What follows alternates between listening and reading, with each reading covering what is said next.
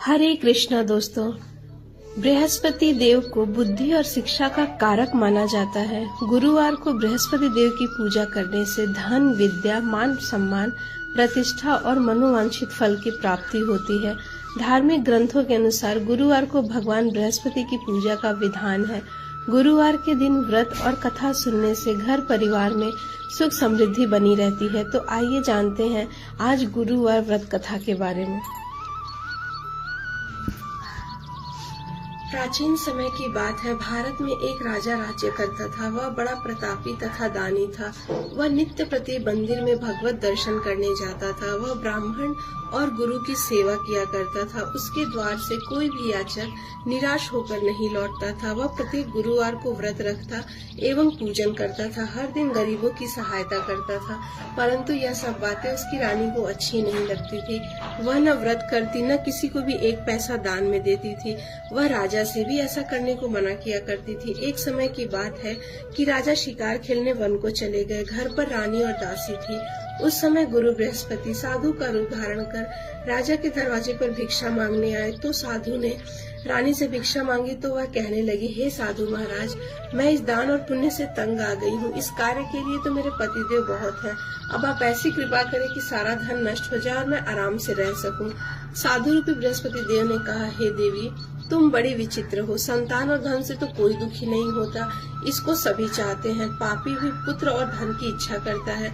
अगर तुम्हारे पास धन अधिक है तो भूखे मनुष्यों को भोजन कराओ, प्याऊ लगवाओ, ब्राह्मणों को दान दो, धर्मशालाएं बनवाओ, कुआं, तालाब, बावड़ी, बाग बगीचे आदि का निर्माण करवाओ तथा निर्धनों की कुंवारी कन्याओं का विवाह कराओ। साथ ही यज्ञ आदि करो। इस प्रकार के कर्मों से आपके कुल का और आपका नाम परलोक में सार्थक होगा और तुम्हें स्वर्ग की प्राप्ति होगी।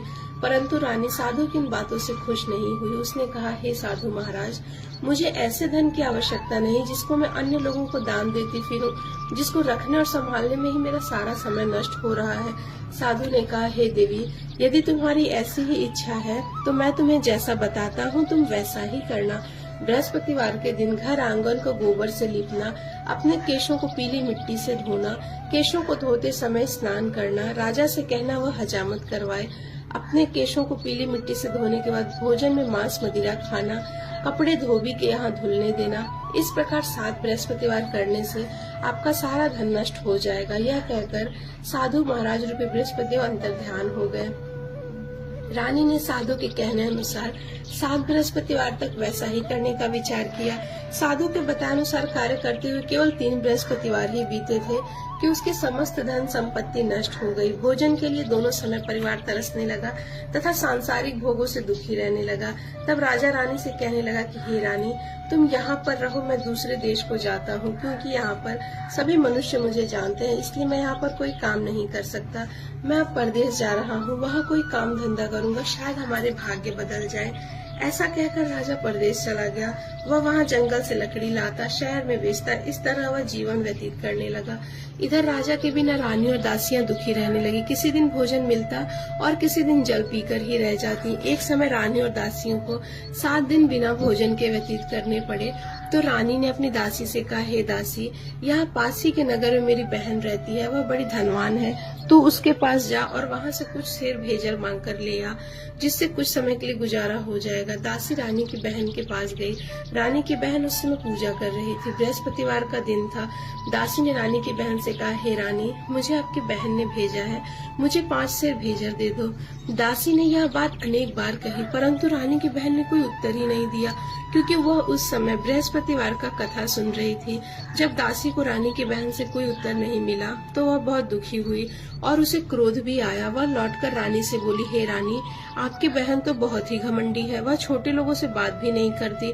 मैंने उससे कहा तो उसने कोई उत्तर भी नहीं दिया और मैं वापस चली आई। रानी बोली, हे दासी, इसमें उसका कोई दोष नहीं है। जब बुरे दिन आते हैं तब कोई सहारा नहीं देता। अच्छे बुरे का पता विपत्ति में ही लगता है। जो ईश्वर की इच्छा होगी वही होगा। यह सब हमारे भाग्य का ही दोष है। उधर रानी की बहन ने सोचा कि मेरी बहन की दासी आई थी, मैं उससे बोली नहीं, इससे वह बहुत दुखी हुई होगी।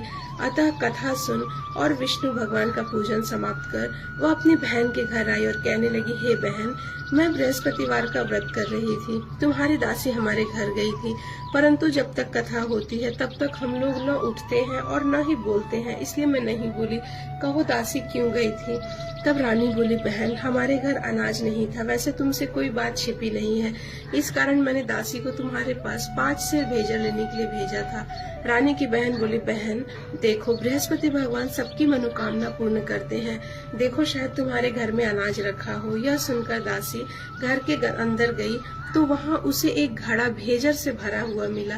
उसे बड़ी हैरानी हुई क्योंकि उसने एक एक बर्तन देख लिया था और सब खाली था। उसने बाहर आकर अपनी रानी को बताया। दासी रानी से कहने लगी कि रानी देखो, वैसे हमको जब अन्न नहीं मिलता तो हम रोज व्रत ही करते हैं, अगर इनसे व्रत की विधि और कथा पूछ ली जाए तो हम भी कर लिया करेंगे। दासी के कहने पर रानी ने अपनी बहन से बृहस्पतिवार व्रत के बारे में पूछा। उसकी बहन ने बताया, हे रानी बहन, बृहस्पतिवार को सूर्योदय से पूर्व उठकर स्नान करके बृहस्पतिवार का व्रत करना चाहिए, लेकिन उस दिन सर नहीं धोना चाहिए। बृहस्पतिवार के व्रत में चने की दाल और मुनक्के से विष्णु भगवान का केले के वृक्ष की जड़ से पूजन करें और दीपक जलाएं। उस दिन एक ही समय भोजन करें, भोजन भी पीले खाद्य पदार्थ का करें तथा कथा सुने। इस प्रकार करने से गुरु भगवान प्रसन्न होते हैं, अन्न पुत्र धन देते हैं। इस तरह व्रत और पूजन की विधि बताकर रानी की बहन अपने घर लौट गई। रानी और दासी दोनों ने निश्चय किया कि वे बृहस्पति भगवान का पूजन जरूर करेंगे। 7 दिन बाद जब बृहस्पतिवार आया तो उन्होंने व्रत रखा और गुड़साल में जाकर चना और गुड़ बिन लाई तथा उसकी दाल से केले की जड़ में विष्णु भगवान का पूजन किया। अब भोजन कहाँ से आए, दोनों बड़ी दुखी हुई, परंतु उन्होंने व्रत किया था, इस कारण बृहस्पति देव भगवान बहुत प्रसन्न थे। वे एक साधारण व्यक्ति के रूप में 2 थालों में सुंदर पीला भोजन लेकर आए और दासी को देकर बोले, हे दासी, यह भोजन तुम्हारे और रानी के लिए है, तुम दोनों करना। दासी भोजन पाकर बड़ी प्रसन्न हुई, रानी से बोली, रानी भोजन कर लो। रानी को भोजन आने के बारे में कुछ पता नहीं था, इसलिए वह दासी से बोली, जा तू ही भोजन कर। तब दासी ने कहा, एक व्यक्ति हम दोनों के लिए 2 थालों में भोजन दे गया है, इसलिए मैं और आप दोनों साथ साथ भोजन करेंगे। फिर दोनों ने गुरु भगवान को नमस्कार कर भोजन प्रारंभ किया। उसके बाद से वे प्रत्येक बृहस्पतिवार को गुरु भगवान का व्रत और पूजन करने लगी। बृहस्पति भगवान की कृपा से उनके पास धन हो गया, परंतु रानी फिर पहले की तरह आलस्य करने लगी। तब दासी बोली, देखो रानी, तुम पहले भी इसी प्रकार आलस्य करती थी, तुम्हें धन को रखने में कष्ट होता था, इसी कारण सभी धन नष्ट हो गया। अब गुरु भगवान की कृपा से हमें धन मिला है तो तुम्हें फिर आलस्य होता है। बड़ी मुसीबतों के बाद हमने यह धन पाया है, इसलिए हमें दान पुण्य करना चाहिए। तुम भूखे मनुष्यों को भोजन कराओ, प्याऊ लगवाओ, ब्राह्मणों को दान दो, कुआं, तालाब, बावड़ी आदि का निर्माण करवाओ, मंदिर पाठशाला बनवाकर दान दो, कुंवारी कन्याओं का विवाह करवाओ और धन को शुभ कार्यों में खर्च करो, जिससे तुम्हारे कुल का यश बढ़ेगा, स्वर्ग प्राप्त होगा और आपके पितृ भी प्रसन्न होंगे। दासी की बात मानकर रानी ने इसी प्रकार के कर्म करने प्रारंभ किए, जिससे उनका काफी यश फैलने लगा। एक दिन रानी और दासी आपस में विचार करने लगी कि न जाने राजा किस दशा में होंगे, उनकी कोई खोज खबर नहीं है। गुरु भगवान से उन्होंने प्रार्थना की और भगवान ने रात्रि में राजा को स्वप्न में कहा, हे राजा उठ, तेरी रानी तुझको याद करती है, अब अपने देश को लौट जा। राजा प्रातः काल उठकर जंगल से लकड़ियां काटकर लाने के लिए जंगल की ओर चल पड़ा। जंगल से गुजरते हुए वह सोचने लगा कि रानी की गलती से कितने दुख भोगने पड़े। राजपाट छोड़कर उसे जंगल में आकर रहना पड़ा। जंगल से लकड़ियां काटकर उन्हें बेचकर गुजारा करना पड़ा। उसी समय उस जंगल में बृहस्पति देव एक साधु का रूप धारण कर आए और राजा के पास आकर बोले, हे लकड़हारे, तुम इस सुनसान जंगल में किस चिंता में बैठे हो, मुझे बतलाओ। यह सुन राजा के नेत्रों में जल भर आया और वह साधु की वंदना कर बोला, हे प्रभु, आप सब कुछ जानने वाले हैं। इतना कहकर राजा ने साधु को अपनी संपूर्ण आत्मकथा सुनाई। महात्मा स्वभाव से दयालु हैं। वे राजा से बोले, हे राजा, तुम्हारी पत्नी ने बृहस्पति देव के प्रति अपराध किया था, जिसके कारण तुम्हारी यह दशा हुई है। अब तुम किसी प्रकार की चिंता मत करो, भगवान तुम्हें पहले से अधिक धन देंगे। देखो, तुम्हारी पत्नी ने बृहस्पतिवार का व्रत करना प्रारंभ कर दिया है। अब तुम भी बृहस्पतिवार का व्रत करके चने की दाल, गुड़ और जल को लोटे में डालकर केले के पत्ते से भगवान विष्णु का पूजन करो। फिर कथा कहो या सुनो, भगवान तुम्हारी सभी मनोकामनाओं को पूर्ण करेंगे। साधु को प्रसन्न देखकर राजा बोला, हे प्रभु, मुझे लकड़ी बेचकर इतना पैसा भी नहीं बचता कि भोजन के उपरांत कुछ बचा सकूं। मैंने रात्रि में अपनी रानी को व्याकुल देखा। मेरे पास कोई साधन नहीं कि मैं समाचार जान सकूं। फिर मैं बृहस्पतिवार की कौन सी कहानी कहूं या सुनूं? मुझे तो कुछ भी मालूम नहीं है। साधु ने कहा, हे राजा, तुम किसी बात की चिंता मत करो। बृहस्पतिवार के दिन तुम रोजाना की तरह लकड़ियां लेकर शहर में जाओ। तुम्हें रोज से दुगुना धन प्राप्त होगा, जिससे तुम भली भांति भोजन कर लोगे और बृहस्पति देव की पूजा का सामान भी आ जाएगा। अब बृहस्पतिवार की कथा मुझसे सुनो। बृहस्पतिवार की कथा इस प्रकार है कि प्राचीन काल में एक बहुत ही निर्धन ब्राह्मण था। उसकी कोई संतान ही नहीं थी। वह नित्य पूजा पाठ करता, परंतु उसकी स्त्री बहुत मलिनता के साथ रहती थी। वह न स्नान करती, न किसी देवता का पूजन करती। प्रातः काल उठते ही सर्वप्रथम भोजन करती, बाद में कोई अन्य कार्य करती। ब्राह्मण देवता भी बहुत दुखी रहते, पत्नी को बहुत समझाते, किंतु उसका कोई परिणाम न निकलता। भगवान की अनुकंपा से एक समय ब्राह्मण की पत्नी गर्भवती हुई और 10वें महीने एक सुंदर कन्या को जन्म दिया। निर्धन ब्राह्मण कन्या के जन्म से तो बहुत दुखी हुआ। फिर धीरे धीरे ब्राह्मण की कन्या भी बड़ी होने लगी।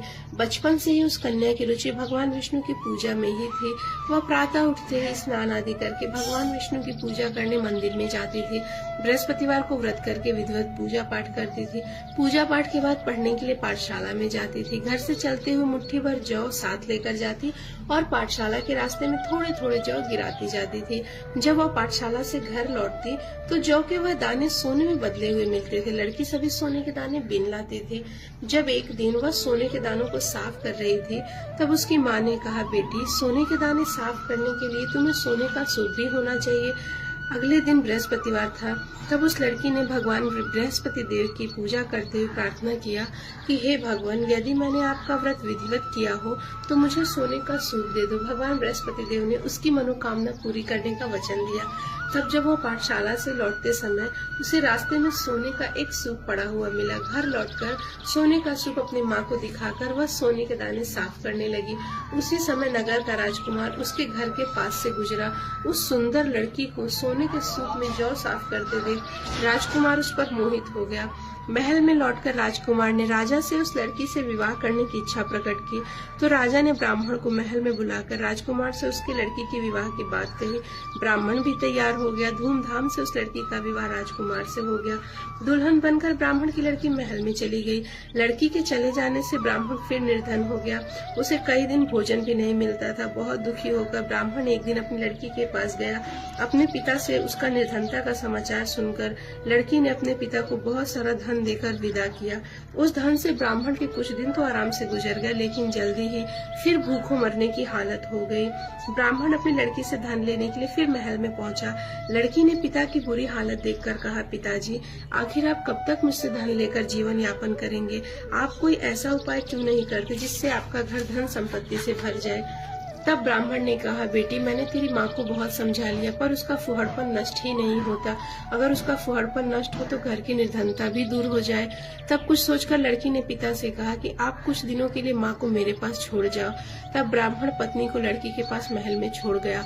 लड़की ने अपनी माँ से कहा कि माँ, तुम कल प्रातः उठकर स्नान आदि करके भगवान विष्णु की पूजा अवश्य करना। पूजा करने से ही तुम्हारी निर्धनता दूर होगी। लेकिन उसकी माँ ने उसकी कोई बात नहीं मानी। तब क्रोधित होकर लड़की ने अपनी माँ को एक कक्ष में बंद कर दिया। सूर्योदय के समय माँ को उठाकर जबरदस्ती उससे स्नान कराया। फिर मंदिर में ले जाकर भगवान बृहस्पति की पूजा कराई। कुछ दिनों तक ऐसा करने से माँ की बुद्धि में स्वयं परिवर्तन हुआ और वह स्वयं बृहस्पतिवार का व्रत रखने लगी। उसके व्रत रखने से ब्राह्मण के घर में भगवान विष्णु की अनुकंपा से धन की वर्षा होने लगी। दोनों पति पत्नी धन संपत्ति पाकर आनंद पूर्वक जीवन यापन करते हुए विष्णु धाम को चले गए। लकड़हारा बने राजा ने उन साधु से भगवान बृहस्पति की यह कथा सुनी और बृहस्पतिवार व्रत करने का भगवान विष्णु के सामने उसने प्रण लिया। उस दिन से उसके सभी क्लेश भी दूर हो गए। लेकिन अगले बृहस्पतिवार को कामकाज में अधिक व्यस्त रहने के कारण उसने भगवान बृहस्पति देव जी का व्रत ही नहीं किया। भगवान बृहस्पति देव उस लकड़हारे से बहुत क्रोधित हुए और उसे उसके भूल की सजा दी। उस दिन नगर के राजा ने नगर में घोषणा करके सबको सूचित किया कि प्रत्येक नागरिक मेरे महल में भोजन करने आवे। जो नहीं आवेगा उसे अपराधी मानकर भारी दंड दिया जाएगा। लकड़हारा बने राजा ने उस नगर के राजा की घोषणा तो सुनी, लेकिन जंगल से लकड़ी काटकर लाने और बेचने में देर हो जाने के कारण वह समय पर महल में भोजन करने नहीं जा सका। अतः राजा के सैनिक लकड़हारे को पकड़कर महल में ले गए। राजा ने उसे महल के कक्ष में बैठाकर भोजन कराया। उस कक्ष में खूंटी पर रानी का सोने का हार लटका हुआ था। लकड़हारा अकेला उस कक्ष में भोजन कर रहा था। तभी उसने एक आश्चर्यजनक घटना घटते देखी। देखते ही देखते वह खूंटी हार को निगल गई। थोड़ी देर के बाद राजा ने हार को गायब देखा तो लकड़हारे को कारावास में डलवा दिया। लकड़हारा मन ही मन अपने भाग्य को कोसने लगा। तभी उसे जंगल में मिले साधु का स्मरण हो आया।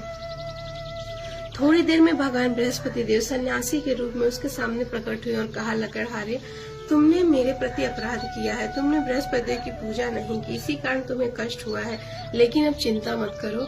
बृहस्पतिवार के दिन कारागार के दरवाजे पर तुम्हें कुछ पैसे पड़े हुए मिलेंगे। उन पैसों से भगवान बृहस्पति का व्रत करना और उनकी पूजा करोगे तो तुम्हारे सब दुख नष्ट हो जाएंगे।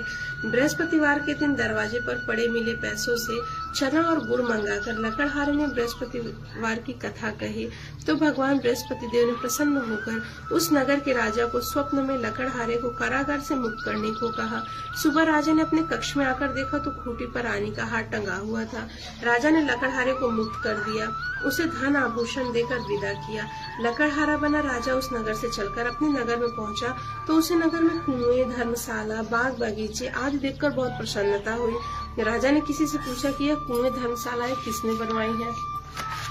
सबने उसे बताया कि यह सब रानी और उसकी दासी ने बनवाए हैं। राजा महल में पहुंचा तो रानी ने उसका भव्य स्वागत किया। तब राजा ने निश्चय किया कि सप्ताह में तो एक बार सभी बृहस्पति का व्रत तथा पूजन करते हैं, परंतु मैं प्रतिदिन व्रत किया करूंगा तथा दिन में 3 बार कथा कहा करूंगा। अब राजा हर समय दुसाले में चने की दाल बांधे रहता था तथा दिन में 3 बार बृहस्पति की कथा कहता। कुछ दिनों के बाद राजा को अपनी बहन की याद आई। एक दिन घोड़े पर सवार होकर राजा अपनी बहन से मिलने चल दिया। अभी राजा नगर के बाहर ही पहुंचा था कि उसने कुछ लोगों को शव ले जाते हुए देखा। राजा को स्मरण हो आया कि आज उसने किसी को बृहस्पतिवार की कथा नहीं सुनाई। राजा ने उन लोग को रोककर कहा, भाइयों, अब शव को ले जाने से पहले मुझसे बृहस्पतिवार की कथा सुन लो। लोगों ने राजा पर क्रोधित होते हुए कहा कि तुम पागल तो नहीं हो? लेकिन कुछ बड़े बूढ़े लोगों ने कहा, अच्छा भाई, साथ में चलते चलते तुम अपनी कथा भी सुनाओ। राजा ने चलते हुए आधी कथा सुनाई थी कि शव हिलने लगा। राजा की पूरी कथा सुनाते ही वह शव उठकर राम राम बोलने लगा। लोगों ने हैरानी से दांतों तले उंगली दबाई और अगले बृहस्पतिवार से भगवान बृहस्पति देव का व्रत करने व कथा सुनने का निश्चय कर लिया। अब घोड़े पर सवार राजा चलते हुए किसान के पास पहुंचा। किसान अपने खेत में हल चला रहा था। राजा ने कहा, भाई, मुझसे बृहस्पतिवार की कथा सुन लो। किसान झुझलाकर बोला, भाई, देख नहीं रहे, जितनी देर तक तुम्हारी कथा सुनूंगा उतनी देर में तुम्हें पूरे खेत में हल चला लूंगा। राजा निराश होकर चलने लगा। तभी किसान के पैर लड़खड़ाकर जमीन पर जा गिरे। किसान के पेट में भी जोरों का दर्द होने लगा। उस किसान की पत्नी जब खाना लेकर आई तो उसने किसान से इस बारे में पूछा। तब किसान ने घुड़सवार की पूरी कहानी सुनाई। किसान की पत्नी दौड़ती हुई राजा के पास पहुंचकर हाथ जोड़कर बोली, भैया, मैं तुम्हारी कथा सुनने को तैयार हूँ। राजा ने उसके साथ खेत पर पहुंचकर बृहस्पतिवार की कथा सुनाई। तभी बैल उठकर खड़े हो गए। किसान के पेट का दर्द भी तुरंत ठीक हो गया। राजा अपनी बहन के घर पहुंचा तो उसकी बहुत आवभगत हुई। अगले दिन सुबह उठकर राजा ने देखा घर के सभी लोग भोजन कर रहे हैं। किसी भूखे को बृहस्पतिवार की कथा सुनाए बिना राजा भोजन नहीं करता था। उसने बहन से कहा कि बहन, क्या घर में कोई ऐसा व्यक्ति है जिसने अभी तक भोजन न किया हो? उसकी बहन बोली, भैया, हमारे घर में तो क्या आपको पूरे नगर में कोई ऐसा व्यक्ति नहीं मिलेगा जिसने अभी तक भोजन न किया हो। तब राजा ने बहन के घर से निकलकर उस नगर में बिना भोजन किए व्यक्ति की तलाश की। एक गृहिणी के घर में उसका बेटा बीमार होने के कारण भूखा रह गया था। राजा ने उसको जाकर बृहस्पतिवार की कथा सुनाई। कथा सुनते सुनते गडेरिया का बीमार बेटा बिल्कुल ठीक हो गया। सबने राजा की बहुत प्रशंसा की।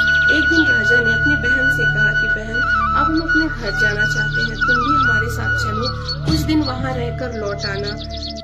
राजा की बहन ने अपनी सास से पूछा तो सास ने ताना देते हुए कहा कि बहू, अगर मायके जाना है तो अकेली जाना, मेरे पोतों को मत लेके जाना। तुम्हारे भाई की कोई संतान नहीं है, कहीं तुम्हारी भाभी मेरे पोतों पर कोई जादू टोना न कर दे। दूसरे कक्ष में बहन की सास की बातें सुनकर राजा दुखी मन से अकेला नगर अपने लौट आया। रानी ने राजा को कहा कि आप तो अपनी बहन को साथ लाने की बात कहकर गए थे, फिर बहन को क्यों नहीं लाए? तब राजा ने दुखी होते हुए कहा, रानी, हम ने संतान है, इसलिए कोई कोई हमारे घर आना पसंद नहीं करता। रानी ने राजा को समझाया कि प्राणनाथ, हमें बृहस्पति देव ने सब कुछ दिया है, अब भगवान बृहस्पति देव हमें संतान भी अवश्य देंगे। बृहस्पतिवार को विधिवत व्रत करते हुए राजा रानी ने भगवान बृहस्पति देव से संतान के लिए प्रार्थना की। कुछ दिनों के बाद उन्होंने स्वप्न में दर्शन देते हुए कहा, राजन, तेरी मनोकामना मैं अवश्य पूरी करूंगा। 1 सप्ताह बाद ही रानी गर्भवती हो गई। 10वें महीने रानी ने एक सुंदर पुत्र को जन्म दिया। राजा रानी जीवन पर्यंत बृहस्पतिवार का व्रत करते रहे। उनके घर में धन की वर्षा होती रही। इस तरह आनंद पूर्वक जीवन यापन करते हुए राजा रानी भगवान बृहस्पति देव की अनुकंपा से मोक्ष को प्राप्त करके सीधे बैकुंठ धाम पहुंच गए। बृहस्पतिवार को विधिवत व्रत करके जो स्त्री पुरुष भगवान विष्णु की पूजा करते हैं, भगवान उनकी सभी मनोकामनाएं पूर्ण करते हैं।